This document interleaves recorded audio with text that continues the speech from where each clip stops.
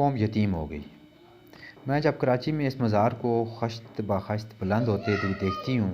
جو میرے بھائی کی باقیات فانی پر سایہ افکن ہو رہا ہے تو میرے ذہن میں ہفتہ 11 ستمبر 1948 کے اس دن کی اذیت ناک یادیں غول در غول وارد ہونے لگتی ہیں جب میں اپنے بھائی سے ہمیشہ کے لیے محروم ہو گئی تھی اور میری قوم یتیم ہو گئی تھی۔ میں چونکہ 40 سال تک اپنے بھائی کی شریک سفر رہی تھی،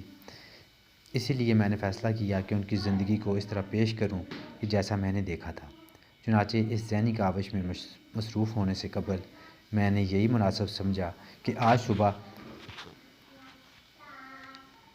صبح میں ان کی قبر پر جاؤں، فاتح پڑھوں، عقیدت کے چند پھول چڑھاؤں اور محبت کے چند آنسو نچھاور کروں۔ ظاہر ہے کہ ان لوگوں کو جو بہت پیارے ہوتے ہیں، جنہیں چاہا جاتا ہے اور جو مرکز محبت ہوتے ہیں، اور پھر وہ جدا ہو کر خالق حقیقی سے جا ملتے ہیں، تو ایسے پیاروں کو بھلا اس کے سوا کوئی اور دے بھی کیا سکتا ہے۔ وہ میرے پیارے بھائی اب تاریخ کا ایک حصہ بن چکے ہیں اور اس کتاب کے صفحات دراصل ان کی زندگی، ان کے کارناموں، جدوجہد سے عبارت، ان کے مہ و سال، ان کی ناکامیوں اور محرومیوں کے ایام، کامیابیوں اور کامرانیوں کے لمحات کے علاوہ اس نصب عین فلسفہ اور نظریہ کو پیش کرنے کی ایک کوشش ہے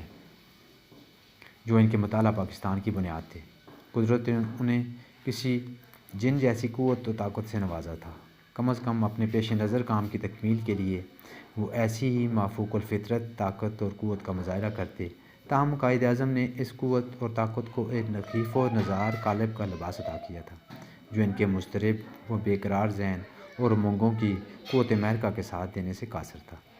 اس سے زیادہ تکلیف دہ بات یہ تھی کہ یہ نحیف و نزار جسم خرابی صحت کا مارا ہوا تھا اور جو بے پناہ مشکلات سے ستیزہ کار ایک طوفان خیز زندگی کے جوخم اور گرم و سرد کو برداشت نہیں کر سکتا تھا۔